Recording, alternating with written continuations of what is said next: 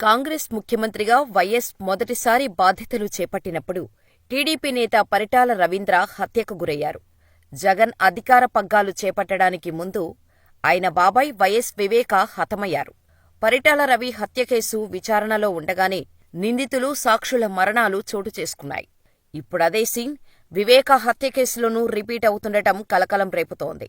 ఆ క్రమంలో ఈ మరణాల వెనుక వివేక హత్య కేసు, నిందితుల కుట్రపై సందేహాలు వ్యక్తమవుతున్నాయి.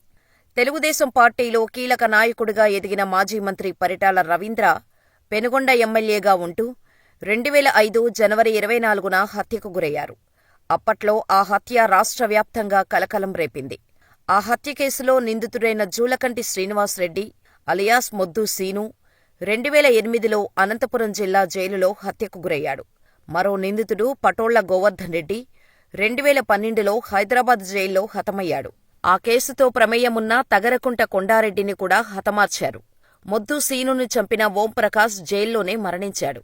ఇక పరిటాల కేసులో ప్రధాన నిందితుడు మద్దెల చెరువు సూరిని, అతని అనుచరుడు భానుకిరణ్ 2011 జనవరి 4న హైదరాబాద్లో హత్య చేశాడు.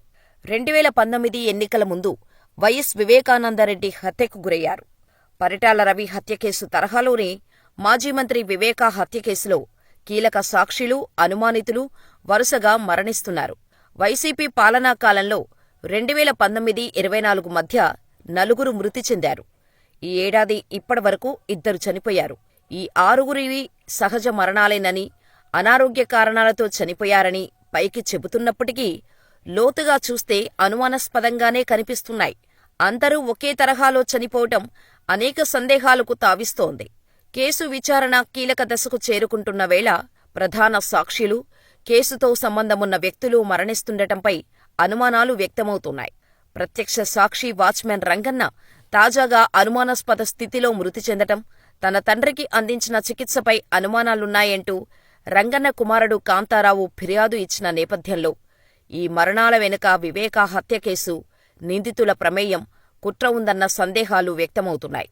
ఈ నేపథ్యంలో ప్రభుత్వం ఈ మరణాలన్నిటిపై సమగ్ర దర్యాప్తునకు సిద్ధమవుతోంది. వివేకానందరెడ్డి అంత్యక్రియల్లో పాల్గొనేందుకు జగన్మోహన్ రెడ్డి, ఆయన సతీమణి భారతీలను హైదరాబాదు నుంచి రోడ్డు మార్గంలో పులివెందులకు తీసుకొచ్చిన వాహన డ్రైవర్ నారాయణ యాదవ్ 2019 డిసెంబర్లో మృతి చెందారు. అనారోగ్య కారణాలతో చనిపోయారంటూ అప్పట్లో ప్రచారం జరిగింది. రాష్ట్ర పోలీసుల ఆధ్వర్యంలోని సిట్ విచారణ వేగవంతమవుతున్న తరుణంలో ఆయన మరణించటం సందేహాస్పదంగా మారింది. ప్రయాణంలో జగన్, భారతి, అవినాష్ రెడ్డి, ఇతరుల మధ్య వివేక మరణానికి సంబంధించి ఫోన్ సంభాషణలు జరిగాయని, అవన్నీ నారాయణ యాదవ్ విన్నారన్న ఫిర్యాదులు ఉన్నాయి. ఈ నేపథ్యంలో ఆయన్ను కీలక సాక్షిగా విచారించాలి. విచారణకు పిలవకముందే ఆయన చనిపోవటం అనేక అనుమానాలకు తావిస్తోంది. నారాయణ యాదవ్ మృతిపై పోలీసులు అసలు కేసే నమోదు చేయలేదు. అతని అంత్యక్రియలకు జగన్, భారతి హాజరయ్యారు. వివేకా నివాసం వద్ద కాపలా ఉన్న వాచ్మెన్ బి రంగన్న ఆయన హత్యలో పాల్గొన్న వారిని ప్రత్యక్షంగా చూశారు.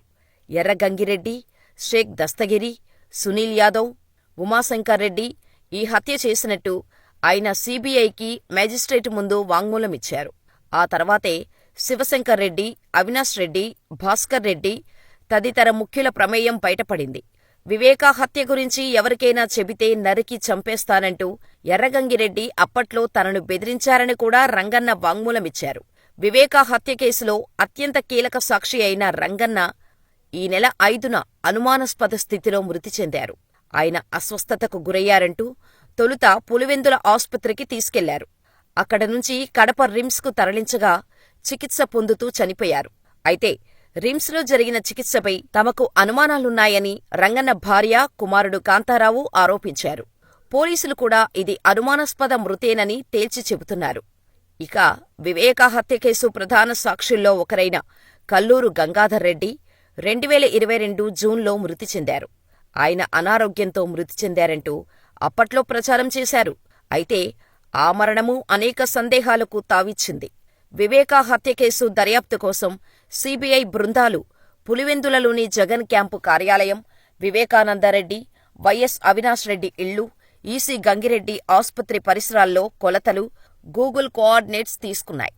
అది జరిగిన వెంటనే ఈ కేసులో కీలక వాంగ్మూలమిచ్చిన గంగాధర్ రెడ్డి అనుమానాస్పద స్థితిలో మరణించారు. ఇదే కేసులో అనుమానితుడైన కటికరెడ్డి శ్రీనివాసులరెడ్డి 2019 సెప్టెంబర్లో అనుమానాస్పద స్థితిలో మృతి చెందారు. విషపు గుళికలు సేవించి ఆయన ఆత్మహత్య చేసుకున్నారని ప్రచారం జరిగింది. శ్రీనివాసులరెడ్డి వివేక హత్య కేసులో అనుమానితుడు. ఈ హత్య కుట్ర సంబంధిత వివరాలు అతనికి, అతని బావ పరమేశ్వర్రెడ్డికి ముందే తెలుసన్న అనుమానాలున్నాయి. వివేక హత్య కేసు కీలక సాక్షుల్లో డాక్టర్ వైఎస్ అభిషేకరెడ్డి ఒకరు. వివేక చనిపోయినట్టు దేవిరెడ్డి శివశంకర్రెడ్డి నుంచి తనకు ఫోన్ కాల్ వచ్చిందని, ఘటనా స్థలానికి వెళ్లి చూడగా మృతదేహం చుట్టూ రక్తపు మడుగు, ఆయన నుదుటిపై గాయాలున్నట్టు గుర్తించి ఇది హత్యేనని భావించానంటూ 2021 ఆగస్టులో అభిషేకరెడ్డి సీబీఐకి వాంగ్మూలమిచ్చారు. అవినాష్ రెడ్డి, మనోహర్ రెడ్డి, శివశంకర్ రెడ్డి, ఎంవి కృష్ణారెడ్డి, ఎర్రగంగిరెడ్డి వివేక గుండెపోటుతో చనిపోయారంటూ చిత్రీకరించారని వాంగ్మూలంలో ప్రస్తావించారు. స్వతహాగా వైద్యుడు, యువకుడైన అభిషేకర్ రెడ్డి ఈ వాంగ్మూలం వెలుగు చూసిన కొన్నాళ్ల తర్వాత అనారోగ్యం బారిన పడ్డారు. ఈ ఏడాది జనవరిలో మృతి చెందారు.